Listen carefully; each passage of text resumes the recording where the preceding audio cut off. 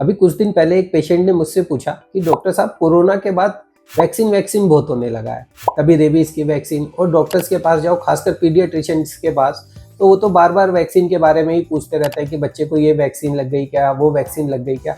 आखिरकार डॉक्टर साहब ये वैक्सीन है क्या? तो आज हम बात करते हैं कि ये वैक्सीन क्या है।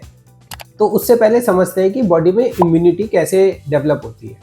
जब भी कोई बैक्टीरिया या वायरस हमें इन्फेक्ट करता है तो उसके अगेंस्ट कोई भी इम्यूनिटी डेवलप होने में 10 से 15 दिन का समय लगता है।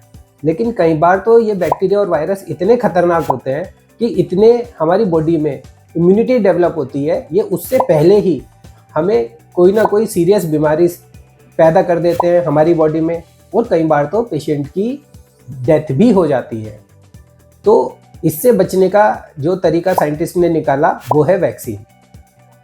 ये वैक्सीन और कुछ नहीं है, यही बैक्टीरिया और वायरस हैं जो कि हमारी बॉडी में बीमारी पैदा करते हैं। लेकिन इन्हें वैक्सीन की फॉर्म में हमारी बॉडी में इंजेक्ट करने से पहले लैब में इनकी बीमारी पैदा करने की कैपेबिलिटी को या तो बहुत कम कर दिया जाता है या बिल्कुल ही ख़त्म कर दिया जाता है। और जब इन बैक्टीरिया और वायरस को हम बॉडी में इंजेक्ट करते हैं तो ये तो कोई बीमारी पैदा नहीं कर पाते, लेकिन हमारी बॉडी इनके अगेंस्ट इम्यूनिटी डेवलप कर लेती है, ताकि इन फ्यूचर कभी भी इन बैक्टीरिया और वायरस का हमारी बॉडी में नेचुरल इन्फेक्शन होता है तो उस समय पे पहले से ही तैयार इम्यूनिटी इनके अगेंस्ट पूरी ताकत के साथ फाइट करती है और इनको कोई भी बीमारी पैदा नहीं करने देती। यही है वैक्सीन, और इसी वैक्सीन का यूज़ करते हुए हमने स्मॉल पॉक्स और पोलियो जैसी बीमारी को पूरी तरीके से ख़त्म कर दिया है।